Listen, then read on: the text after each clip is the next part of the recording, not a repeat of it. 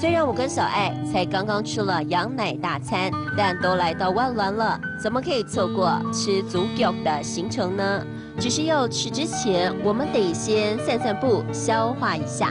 3D 彩绘吊桥让我们的散步时间变得更有趣了。在吊桥的上头，不但有大武山当背景，还可以欣赏到东港溪跟嘉平溪汇流处的美景，非常壮观。走着走着，我们的午餐也消化了。我跟小爱准备要朝这一次旅程的终极目标前进。我们要征服有客家味道的湾满猪脚。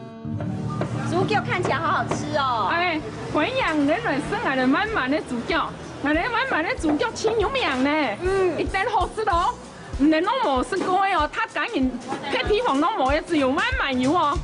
那我们要一份。啊，那你記起咪？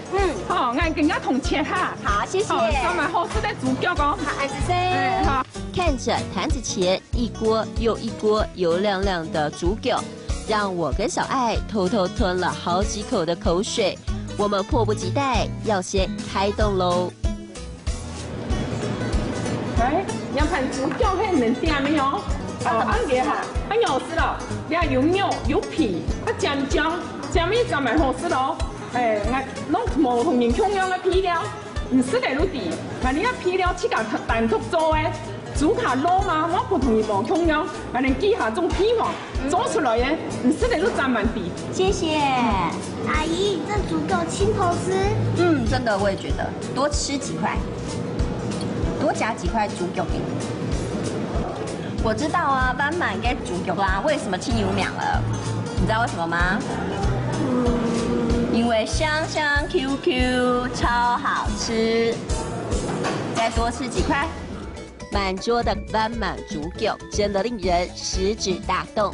湾满给猪脚清油苗，有香 Q 的外皮，又卤得特别入味，难怪许多游客闻香而来。我们的湾满之旅有美景，也有美食，真的太棒了。